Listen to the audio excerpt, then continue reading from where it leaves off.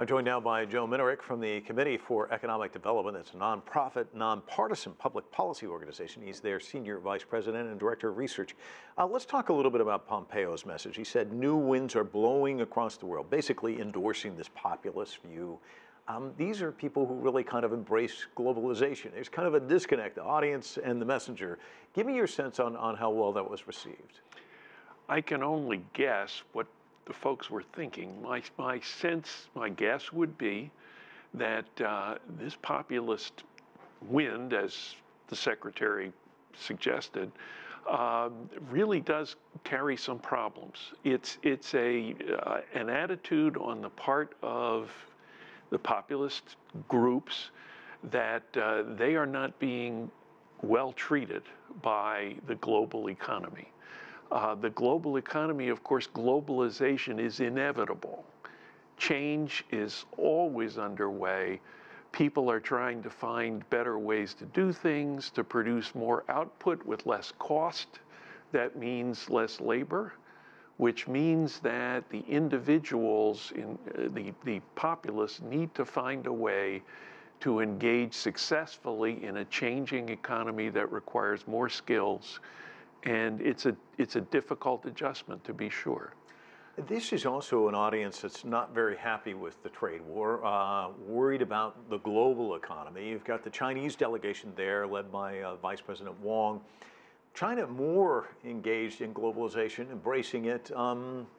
Give me your sense of how all of that plays out, and of course Huawei right at the center of all of this, I guess. Well, from the popular movement, people tend to be nationalistic. They think that they are being hurt by other countries. They want their leaders to break the mold, stand up, and be aggressive in terms of international relationships, until that doesn't work. And I think we are now getting to a stage where people are beginning to see that we've been breaking a lot of China, pardon the pun, to try to improve our global trading relationships in a way that under previous administrations people tried to do quietly. They tried to do it in concert with many nations. Now we have these bilateral disputes, the United States versus China, the United States versus Canada versus Mexico.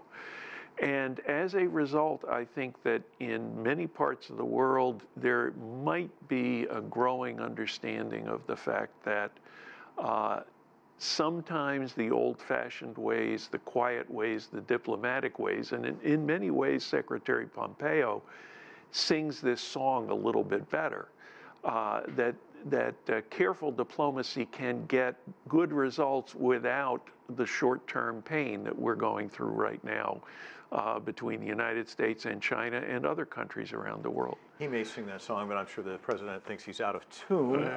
But let me talk to you about, we don't want to be all downbeat. There was an upbeat assessment. David Rubenstein from the Carlyle Group saying he believes the trade war with China could be over in months and the government shutdown could be done in days. You aren't hearing a lot of optimistic news of late. Do you agree with him? In terms of the shutdown, you have to look pretty far to see the answers. There are conversations apparently going on in private. There was one indication today that the administration's team was going to go back to the president and suggest that he cut a deal that is more favorable to the dreamers, the immigrants here in the United States, children who were brought across the border not under their own decisions and so forth. If that conversation begins to turn, it's going to take a change in attitude, probably both on the part of the president and the congressional leadership. We haven't seen it yet, but it's possible. Sure, you could solve that problem. There's apparently another conversation between the United States and China, a suggestion that both sides pull back on the tariffs that they have put in place in an attempt to twist the arm of the other side. Certainly, if both sides would be willing to pull back and accept the notion of a more favorable, more friendly conversation, yeah, we could solve those problems. It's a question of people finding the willingness to do that. Well, we'll end on an optimistic note. Joe, always a pleasure to see you. Thanks for coming in. Thanks, Mike.